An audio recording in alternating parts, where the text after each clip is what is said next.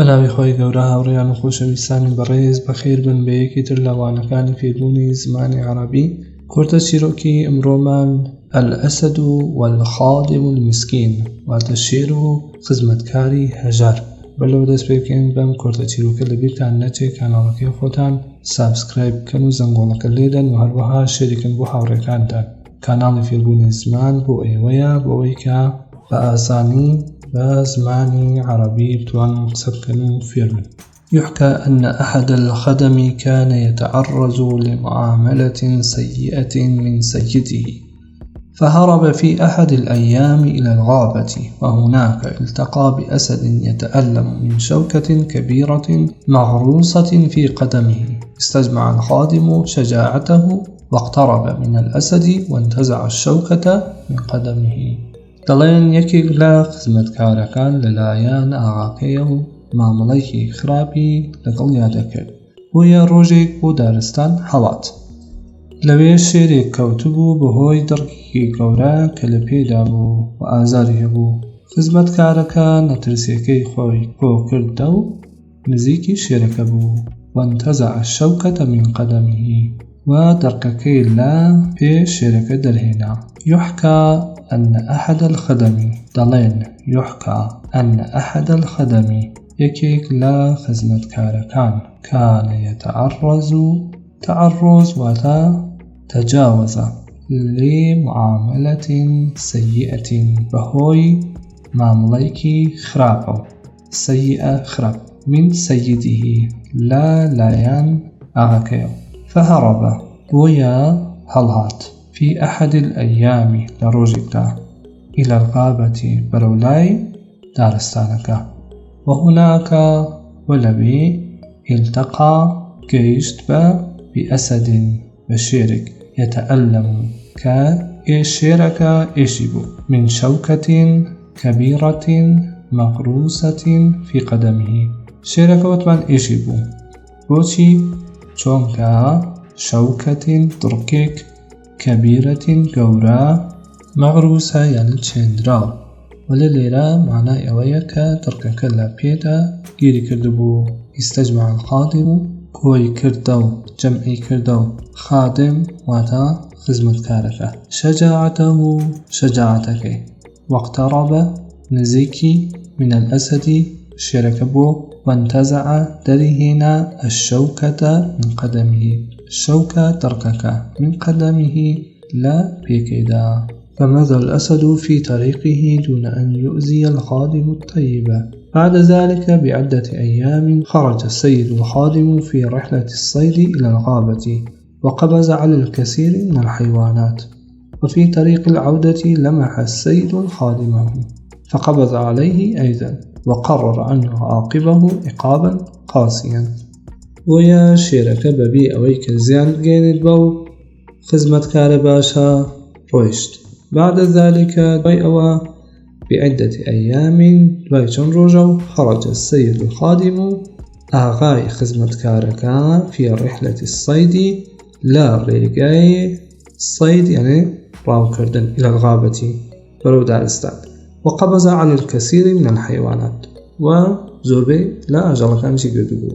وفي طريق العودة لرجاي جرانوا آغاكا خزمت خاركي بيني ويا أويشي قرد برياري دا سزاي تندي بدات. فمضى الأسد مضى يعني جزريان أسد شيركا في طريقي لرجاكي دون أن يؤذي بأويكا آزاري بدات شيركا آزاري خدمكين الخادم الطيب خزمت كارا باشكا. بعد ذلك دوای ئەوە بعدة أيام دوای چەند ڕۆژە و خرج السيد الخادم ڕۆیشتە دەرەوە ئاغای خزمەتکارەکە في رحلة لە سەفەری رحلة واتە سەفەر صيد ڕاوکردن إلى الغابة بەرەو دارستان وقبض وقردی على الكثير كثير يعني فرع من الحيوانات لا عجلكان.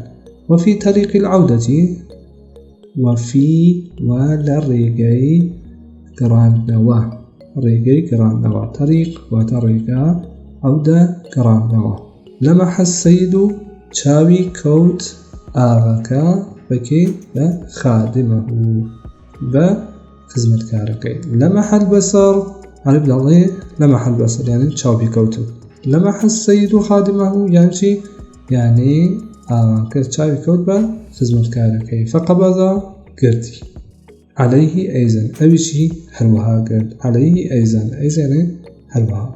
وقرر وبرياريدا أن عاقبه كسزاي بدات إقابا قاسيا سزايكي تند.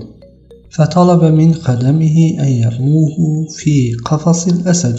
وكم كانت دهشة السيد ومن حوله عظيمة حينما دنا الأسد من الخادم وراح يلعق وجهه كأنه حيوان أليف. لقد كان ذلك الأسد هو نفسه الذي ساعده الخادم قبل أيام. وهكذا نجا الخادم وتمكن بمساعدة الأسد من إنقاذ بقية الحيوانات. بويا داوای کرد لە خزمەتکارەکانی کە ڕێی بدەن ناو قەفەزی شێرەوە. وكم كانت دهشة السيد ومن حوله عظيمة حينما دنا الأسد من الخادم. وچنێک جێگەی سەرسوورمان بوو. بۆچی دهشة السيد ئاغاکە سەری سوور ماو و هەروەها ئەوانە کە بەدەوروبەری بوون. لە کاتێکدا بینیان شێرەکە نزیکی خزمەتکارەکە بووە و دەموچاوی نزیکی کردەوە وەکو ئەوەی بڵێن ئاژەڵێکی ماڵی بێت. هەر ئەو شێرە بوو کە چەند ڕۆژێکی پێشتر خزمەتکارەکە یارمەتیدا بوو. بەم شێوەیە خزمەتکارەکە ڕزگاری بوو و بە هاوکاری شێرەکە توانی باقی ئاژەڵەکان ڕزگار بکات. فطلب داوای کرد من خەدەمیهی لە خزمەتکارەکانی کێ داوای کرد واتە ئاغاکە ئەن یەڕموه کە فڕی بدەنە ناو فی قەفەسی الئەسەدی لە قەفەزی شێرەکە. وەکەم کانت سەری سوور مابوو دەهشەتەن ترسیا بوو سەید واتە ئاغاکە ومن حوله وعوانك لدوروبەری بوون عظيمة لو جتا گەورە حينما لكاتێکدا دنا الأسد شێرەکە نزیکی من الخادم نزیکی خزمەتکارەکە بوو. راح يلعق واتا لقي يعني ملاقات يعني ئەوەی کە گەیشت بێ وجهه دەموچاوی كأنه وەکو بڵێن حیوانی ماڵی بێت ئەلیف لە ئولفەوتێت یعنی کەسێک لەگەڵ کەسێترا وەکو ڕەفیقێک بێت.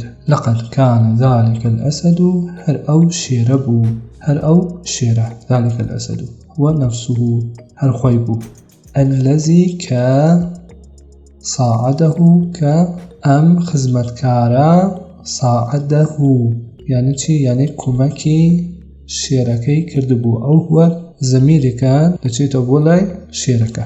ساعده الخادم خزمەتکارەکە کۆمەکی کردبوو قبل ئەیامین لە چەند ڕۆژی پێشتر. وهكذا وبەم شێوازە نەجا الخادم خزمەتکارەکە جاتی پێیا کرد وتەمەکەنە بۆ هاوکاری بمساعدة الأسد بۆ هاوکاری شێرەکە من إنقاذ بقية الحيوانات لا ڕزگارکردنی ما باقی ئاژەڵەکان حیوانات. العبرة المستفادة من القصة صاعد غيرك فلا تعلم متى ستحتاجه عمل الخير لا يضيع. وانەی کەلەم شێرەکە فێربووین ئەوەیە یارمەتی کەسانێکی تر بدە هەرگیز نازانێت کەی پێویستت پێیان دەبێت. چاکەکردن هەرگیز بە فێڕۆ ناچێت. العبرة المستفادة وانيكا لم تشيروكا عبرتك أو شتيك لم تشيروكا فير أبين من القصة. ساعد غيرك يرمتي كسيكي تربدا فلا تعلم نازانت متى لك شكاتك دا ستحتاجهم كا بيوستت بياندبيت. عمل الخيري شاكي باش لا يضيعوا هەرگیز بە فێڕۆ ناچێت. خۆشەویستان بەڕێزان هاتینە کۆتایی ئەم کۆرتە چیرۆکە. لەبیرتان نەچێت کاناڵەکەی خۆتان سابسکرایب بکەن هەمووتان بەخۆی گەورە دەست پێ بکەم.